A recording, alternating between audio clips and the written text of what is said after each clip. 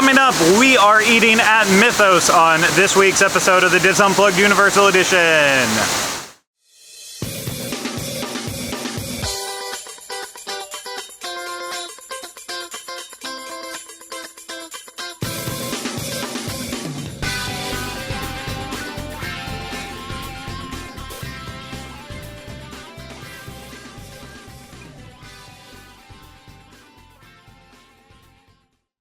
Hello everyone, welcome to this week's episode of the DIS Unplugged Universal Edition. I am your host, Craig Williams, and right now holding a camera for me is my co-host, Ryno. Hello. And as I said, today we are eating at Mythos inside of Universal's Islands of Adventure, a place that we have been really, I don't want to say avoiding, but we have not been anxious to come here because we've always felt in the past that it was overrated and just could never really get the motivation to actually want to come and eat here, but we're finally here. There was enough requests, we said we pretty much have to do it. So remember, we're doing this for you, whether it's good or bad. And we're gonna get to that in just a second, but before we do, I want to remind you, this is brought to you by Dreams Unlimited Travel. If you like our content and you want to support us, please consider booking a vacation through Dreams Unlimited Travel. It costs you no extra money, and you get the support of an awesome Dreams Unlimited Travel agent. So head over to dreamsunlimitedtravel.com today for a free, no obligation quote. Now, Mythos is a Mediterranean-inspired restaurant, and I mean, I don't know what else to say about the menu besides that. We'll talk more about it once we're inside and sitting down. But maybe it's just that I don't always... I don't want to say I don't like those flavors because I eat at plenty of Mediterranean places, Turkish places, and I usually really enjoy them. Even over at the Morocco Pavilion at Epcot, I usually love Spice Road Table and I love Marrakesh. So just something has always been a little off when it actually comes to specifically Mythos. And I'm okay though, going in with a blank slate, willing to give it a fresh start and a new try. And you know, inside the restaurant, I remember it always being very pretty, definitely beautiful on the inside. Looks like they have the outside seating open today too, so maybe we'll be able to sit in there. But I know we have a reservation. Reservations are recommended. You can do walk up for them, but you go through next table, I believe, in order to do the reservations through your phone online, and you can select any time. Like today, I booked these like 3 hours in advance, and I could literally get any time during the day after like an hour. You know, it was like I went to book this at 11 and times were available anytime after like 12:30. So might be a slower day here, and that's why, but yeah, it is something that, you know, you might want to look into reservations instead of just walking up. But speaking of that, we're going to be late for ours, so we better go into Mythos.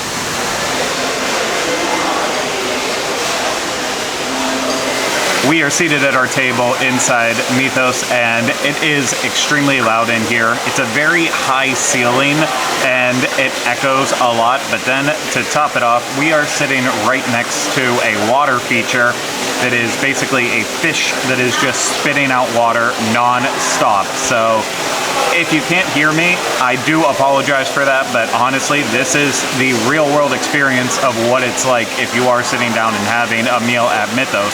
Which, you know, that's something to consider in a review too. Not just the food, the actual atmosphere itself.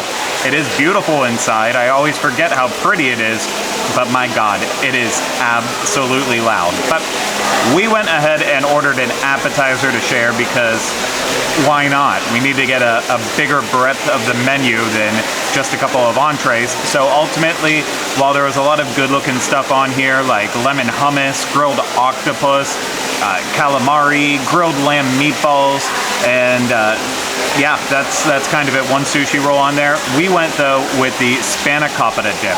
It's $11. It's a savory blend of spinach, feta, lemon, and fresh herbs, served hot with fresh pita chips seasoned with za'atar spice. I'm sure I'm pronouncing that incorrectly, so I will look that up after I'm done reading this description, but it is served with that spice, fresh cucumber, tomato, and olives. And if I know one thing about Ryno, he enjoys a good olive, but honestly, it's a little garnish of olives. He can stay away from that, but you know, it's very green, a good amount of feta, This pita chip feels nice and crisp. I'm excited. I'm usually a huge fan of Spanakopita, but I don't get it a lot. It's a little too flaky for me sometimes. I know that's really weird. It's a texture thing, but I love the taste of it, and this is really, really good. You know, I am getting so much spinach in there because that's basically all it is, but the feta cheese just balances out perfectly, adds a little bit of saltiness to it. The lemon is coming through, packing a nice little citrus punch to it. And the pita chips, I like that they're crispy, but they're also still slightly soft. Like, this is fresh made pita. It's a really nice appetizer. And Ryno, I think you're gonna like it too. I'm gonna take a bite of the pita by itself first here, just for posterity.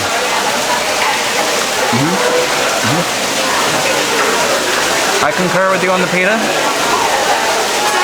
Still soft, but I like that it's crunchy. It's like what I would do to pita at home. And this dip bowl that I just grabbed with my bare hand is actually still warm too, which is nice. I was worried it was gonna be cold by now. It's a little lighter on the flavor than I expected it to be. I thought it was going to be like intense with like lemon or the spinach and stuff, but I feel like it does all blend together well. I'm just going to take another bite really quick. I think if you're the type of person who likes a spinach and artichoke dip to start with, this would be the appetizer for you, because it's like that, but a little lighter than that, and also it comes with a pretty decent sized amount of pita chips, which I do appreciate. So I'm not unhappy.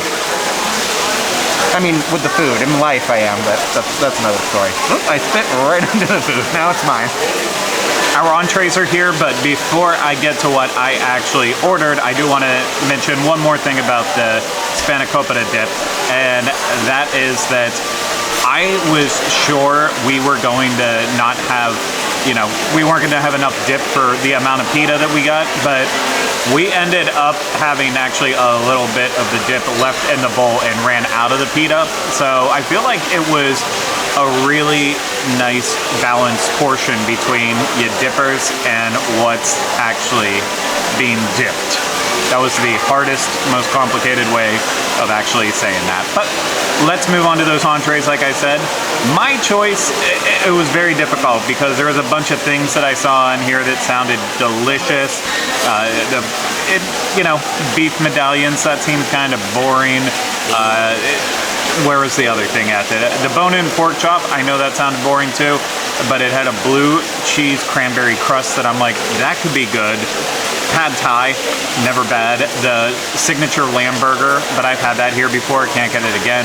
Balsamic grilled chicken sandwich, just so much sounded good, but ultimately I went with the Ras El Hanout spiced lamb loin. It is $34, and it is spiced slow roasted lamb loin, roasted vegetable ratatouille, fingerling potatoes, and herbed chimichurri. And the presentation of the dish is just magnificent. I'm counting 1, 2, 3, 4, 5 big lamb medallions, all cooked medium. You know, decent portion of the potatoes. I see so much of the ratatouille down below the lamb, and it looks like a nice hearty portion. I know $34 is very expensive, especially like in this case for a lunch, but you know what? Lamb felt authentic to Mythos with the Mediterranean flavors, so I had to go for it. Let's start with this lamb. The lamb is cooked perfectly. It is just slightly seasoned with salt. And I feel like I'm tasting mint in it too. I don't remember anything around with mint. I'm not sure. Maybe it's something else on the plate that it's kind of dipping into, or it's just a different spice that's completely throwing me off there. But that's good lamb. That's really good lamb. I'm going to devour all of it, but I need to spend a little bit more time on it. I'm just gonna quickly get a piece of potato to have here. Potatoes are potatoes. Honestly, they slightly salted. They're sitting in that bath of olive oil, so it's really taking a lot of those flavors. They are roasted perfectly, so there's a little crisp on it, but then very soft and tender on the inside. And now for the ratatouille. Wow. The ratatouille is my absolute favorite part of this entire dish. It is just bursting with flavor from the eggplant, the tomatoes that are roasted with big hunks of whole garlic like this. Whoa. So my breath is going to stink. Whoa. I would honestly eat a whole bowl of just the ratatouille after having that first bite. But I need a lot more time to sit down with my dish and actually figure it out, because it is perplexing with some of the flavors I'm getting in the lamb. Plus Ryno has his food here too. He probably wants to eat it. So let's let Ryno start to eat. I went with the Souvlaki Couscous bowl, which is a tar, spiced couscous, fresh cucumbers, marinated artichoke, Kalamata olives, which I left off because I don't like olives, spiced chickpea, feta cheese, tzatziki, and tahini dressing. And then you have the option of tofu, chicken kebab, or Moroccan beef kebabs. I went with the chicken this time. I was gonna do tofu, but something told me try the chicken. This can be the vegan dish as well if you request it without the feta and the tzatziki dressing. So this is, it doesn't have, it is $24. I'm sorry, $24 for the chicken version. I'm gonna go ahead and just try the chicken first, because the chicken looks pretty good. It has some tasty seasoning on it, but it does still have that sort of like, I feel like whenever I've ordered kebabs, I feel like the chicken sometimes comes off a little dry. But it's not bad. It's just not amazing. But all the food is all separated on my plate, which is I like that, because then you can mix it up, or you can keep it all separate or whatever you want. So I'm just gonna go through and try little bits at a time. The artichokes are very good. I was worried they were gonna have that, like, you know when you get them in a jar and they have that really like kind of sour taste to them? It's a little light on that, which is nice. I'm gonna try the couscous. The couscous has a little bit of a spaghetti taste to it. Does that make sense? Like spaghetti with red sauce? Does that kind of make sense? It's got like the slightest like little bit of a spice in it, but it gives me like major tomato sauce and like spaghetti vibes with it. Yeah. I'm gonna try it. I'm gonna try a little bit with it. Everything all sort of mixed together. How about that? How about that? Everything but the chicken. Sauce. We'll get some tomatoes. We're gonna get cucumbers. Everything's up on here. That's definitely the way to do it. You gotta do it. Otherwise, I feel like the couscous definitely is giving me that spaghetti vibe. Then, and if you've watched this show for a while, you know how I feel about spaghetti. Just like basic red sauce spaghetti, but I'm gonna need some time with this one, I think. So let me eat, and then I'll let you know. Let me get into it. For dessert, we went with the chocolate banana gooey cake, which is $7, and I just kind of skimmed over the desserts really quick. It was Craig that pointed it out to me, and thank goodness he did, because this description reads, warm, flourless chocolate cake drizzled with caramel sauce, topped with peanut butter ice cream. I would have gotten it. Peanut butter ice cream had me sold. And then there's candied bananas on here too, or two little banana ears that make it look like donkey, as Craig pointed out. So I'm gonna just try and go straight down here and get a little bit of everything. Ooh, that cake. I just collapsed the cake. Oh no. This cake is essentially pudding in the middle. I understand why it collapsed. It's got like almost like a, you know when you like do the sugar rim on a beer, then you sometimes get the taste of that? Like, it's got that kind of almost texture to it, which I like, and I really enjoy the, man, I just want another scoop of the peanut butter ice cream. I should just ask for that on the side. It's good though. I'm gonna eat my little donkey here.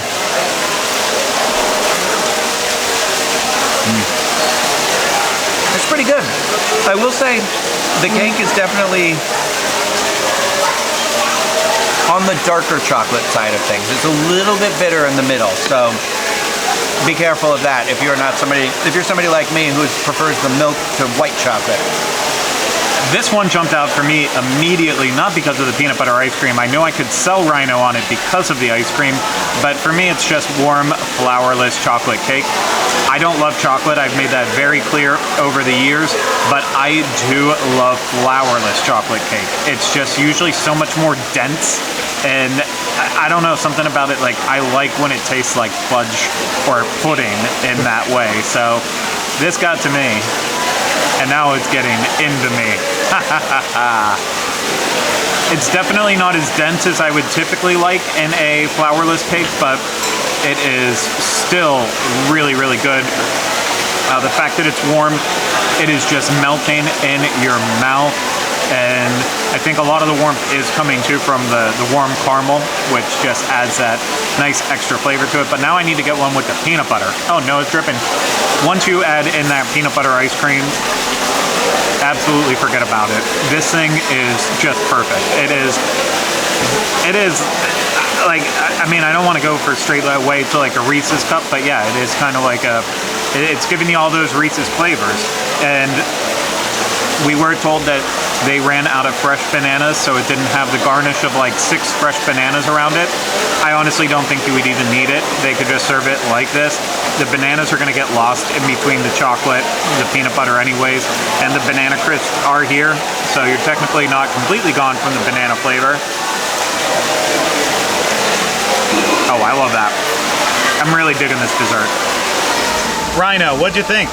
Okay, so if I were to rank the things I had, I would say I think the dessert was my favorite. For $7, I mean, that cake was good. I am also not a chocolate person, but it was like, I was digging the like consistency of it, and with the peanut butter ice cream that was off the chain, I was very happy with that. I thought that was great, a great shareable option, I think, for 2 people. For only $7, I feel like was definitely worth it. And then the dip was surprisingly good. I know Craig said it in the video already, but I like a dip that comes with the appropriate amount of dipping things. I hate when there's like a bunch of sauce and not enough to dip it with, or like way too much dipping stuff with only a little bit of sauce. So it was like a good proportion, and I thought the flavors were pretty solid. And then my meal was okay. It wasn't, I wouldn't order it again. I think if you're coming and you're looking for like a vegan option, I think it'll be good for like that sort of a thing. But Craig pointed it out after he took a bite, is that the couscous I had was definitely a little overcooked, so it was getting that kind of paste flavor to it. So, but once I mixed it all together, I thought it was a little better. But I don't know, there was other things. I could try something different another time. I think I enjoyed the meal enough that I would definitely be more inclined to come back than I have been in the past. I feel like the last time I was here, I think, was when we reviewed it on the show, and that has to be like 7 years ago at this point, 6 or 7 years ago. So I would definitely be more open to returning in less time than that if somebody was like, hey, let's go over here to Mythos. So I mean, it's not cheap is the only thing either too, but if you're looking for like a decent sit-down meal, it's pretty good. I mean, I feel like it was okay. I have eaten at Mythos a couple of times over the years, and this is the first time I can say I truly enjoyed it, and I would absolutely recommend it and come back to it. And I am shocked that I'm standing here saying that, but maybe we just chose the right things on the right day with the right people in the kitchen. But and the server too. Everything worked. Yeah, our server Mark was just really fantastic, very, very patient, and just like he made sure that we were taking care of every step of the meal. So I really have no complaints when it comes to that. But for me, overall, my entree was the best thing that I had, and I know it was steep in price, as Ryno said, at $34. That was the type of dish I would definitely recommend if you were coming for dinner. You know, it's something that, like, if that or something similar was on the menu at Big Fire, that's where I'd want to have it. It did feel a little awkward eating it for lunch, but it's what I wanted, so of course I'm gonna get it. But it definitely was elevated, and even Ryno's dish was elevated to an extent. Yeah. And yeah, you can just go for like the burger and the sandwiches that they have on the menu, and that'll keep you more in like the lunch range if that's when you're having, if that's the meal that you're having here. But you know what? Just get whatever you want. Get the entree, get the sandwich. whatever is speaking to you is what's going to work best in the long run. And you know, I was confused about some of the flavors in the lamb, as I said at the table, and I did look up the seasoning because that was what was really throwing me. And now I have to pull it back up on my phone here because I want to make sure I get it all right. So the seasoning that was on the lamb was the Ras Al Hanout, and this is kind of a Moroccan mixture of seasonings that includes cardamom, cumin, clove, cinnamon, nutmeg, mace, allspice, dried ginger, chili peppers, coriander seed, peppercorn, sweetened hot paprika, fenugreek, and dried turmeric. And I know the cardamom definitely was probably throwing off that flavor that I was kind of getting, of the little mintiness to it. But that only lasted for like one bite and then it came away. And noticed a lot of citrus flavors in there. Definitely got the cinnamon in too. It was just so flavorful. And again, that ratatouille freaking killed. That was so good. And then from there, I would say the cake, Ryno said it so perfectly. It was an awesome dessert. And really, if my entree wouldn't have been as good as it was, I probably would be putting the chocolate gooey cake up there as my favorite thing. And then once I read like gooey cake, I was like, well, that makes sense why it is a bit more like undercooked and melty on the inside. It was very close to lava cake consistency in that way, without, you know, being just like complete melted on the inside. And the Spanakopita Dip, I completely forgot at this point that we even had it until Ryno brought it back up. It was that long ago in the meal, and there were so many good things that happened afterwards. But I still stand on the same pedestal I did when I first talked about that. I liked it. I thought it was a good starter, especially for us to split, not spit. He didn't spit on me. I don't know. I'm like, the sun is burning me alive here, so I'm like trying to get out all of my thoughts before I completely melt. The drinks looked interesting even though we didn't have any. That is a good point. A bunch of cocktails on the menu that really caught our eye, but ultimately, you know, with work we typically do not review alcohol, so we kind of stayed away from it. But there was enough on the menu that I'd probably come back with friends or family at some point in time and try some of those. But I don't have the list in front of me here, so I can't really talk about them. Let's talk about price though. Ryno mentioned it was on the pricier side. It was $7 for the flourless cake, $11 for the spinach dip, $34 for my lamb, and $24 for the chicken couscous. That brought us to, after our discount, it was $68.80. So, yeah, I mean, with the discount, annual pass discount, you technically, you get it to a decent price, and then add your tip onto it too. But without the discount, you know, it's a little on the pricier side, closer to $80 right there. And you know, we also ordered again from the entree section, so we got the expensive things. You could do it cheaper, but in terms of the sit-down restaurants inside Islands of Adventure, you literally have Mythos, and then you have, I can't remember. Why did I just... Backwater Bar, Confisco's, thank you. Confisco Grill. We literally, the last time we did a table service dining review here, it's where we ate. How do I not know that off the top of my head? You only have the two, and then over at USF, you only have Finnegan's, and then you have Lombard's. So it's like inside table service restaurants, you don't have a lot to choose from. So like, especially over here with the two you have here, it's expensive, but I finally say I recommend it. After years of saying I don't recommend it, I do definitely recommend it. But if you're looking for something a little cheaper, looking for different options, City Walk's right outside the gates, or you have plenty of quick service around here to choose from. But I think that's going to do it for this review and this episode of the DIS Unplugged Universal Edition. Thank you so much for taking the time to listen and watch this. If you're watching on YouTube, please hit the thumbs up, subscribe to the channel, leave comments, questions, video suggestions in the comments section. If you're listening to this, subscribe wherever you listen to podcasts, and if it's through a place you can leave a rating and review, please do that. And if you want to support us more, book a vacation through Dreams Unlimited Travel. Get a free no obligation quote today at dreamsunlimitedtravel.com. But that's it for Ryno and I here at Universal. Ryno, thanks so much for being here. Yeah. And again, thank you everyone at home for listening and watching. We hope you enjoyed it. We'll see you again soon with another episode of the DIS Unplugged Universal Edition. But until then, remember, we still haven't changed the name.